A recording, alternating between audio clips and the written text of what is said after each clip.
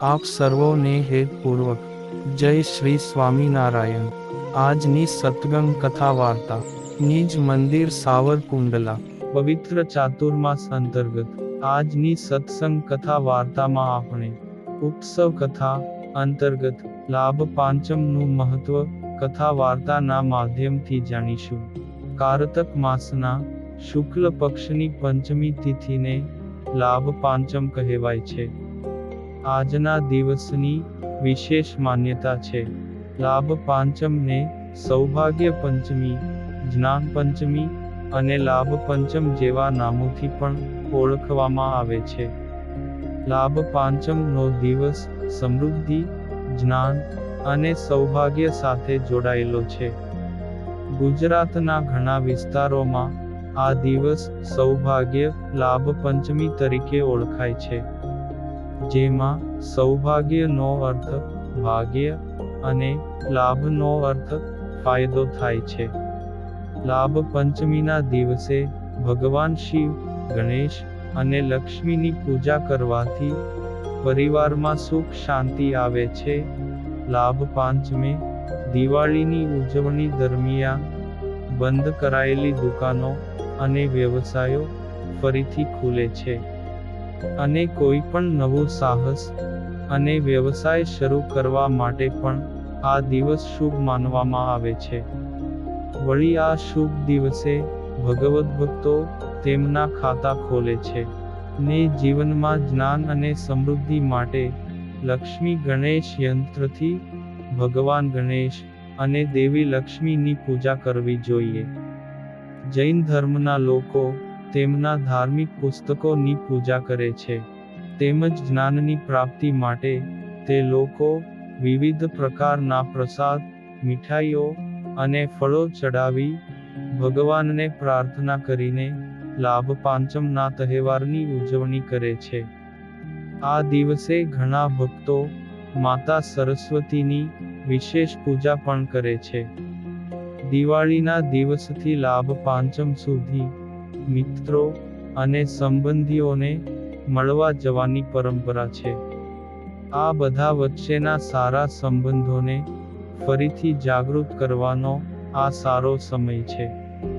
લાભ પાંચમના દિવસે મીઠાઈઓ અને અન્ય ભેટોની આપ-લે કરવામાં આવે છે, જે એકબીજા સાથેના સંબંધોમાં મધુરતાનું પ્રતીક માનવામાં આવે છે। પંચમ પૂજાના દિવસે ભગવદ્ ભક્તોએ સવારે વહેલા ઉઠીને સ્નાન કરવું, પછી ભગવાન સૂર્યને જળ અર્પણ કરવું અને શુભ ચોઘડિયા મુહૂર્તમાં ભગવાન ગણેશ અને શિવની મૂર્તિઓની સ્થાપના કરવી। ત્યાર પછી એક સોપારી લો અને તેની આસપાસ પવિત્ર દોરો લપેટીને તેના ઉપર ચોખાનો ગોળ ઢગલો કરો। જો શક્ય હોય તો તેના ઉપર પણ ભગવાન ગણેશની મૂર્તિ રાખો। પછી ભગવાન ગણેશજીને ચંદન, સિંદૂર, ફૂલ અને દૂર્વા અર્પણ કરવી। સાથે જ ભગવાન શિવને ભસ્મ, બિલ્વના પાન, ધતુરાના ફૂલ અને સફેદ વસ્ત્રો અર્પણ કરવા। ત્યાર પછી ભગવાન ગણેશજીને મોદક અને દૂધથી બનેલો પ્રસાદ અને ભગવાન શિવજીને ચૂરમાના લાડુ અર્પણ કરવા, અને ભગવાન શિવ અને ગણેશ માટે લાભ પંચમ મંત્રનો જાપ કરવો।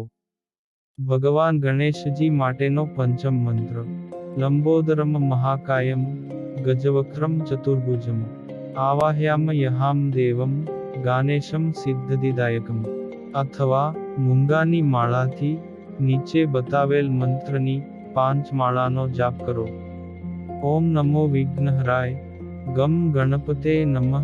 ત્યારબાદ આંકડા દ્વારા બનેલા શ્વેત કર્ણ ગણપતિજી અને મૂંગાની માળાને લાલ કપડામાં બાંધીને ગણપતિના મંદિરમાં જઈને તેમના ચરણોમાં મૂકો, અને ભગવાન શિવજી માટેનો પંચમ મંત્ર ત્રિનેત્રાય નમસ્તુભ્યમ ઉમાદેહર્ધ ધારીને ત્રિશૂલ ધારીને તુભ્યમ ભૂતાનમ પતયે નમઃ। આ મંત્રોનો જાપ કર્યા પછી ભક્તોએ આરતી માટે ધૂપ અને દીવો પ્રગટાવવો અને બંને દેવતાઓની આરતી કરવી.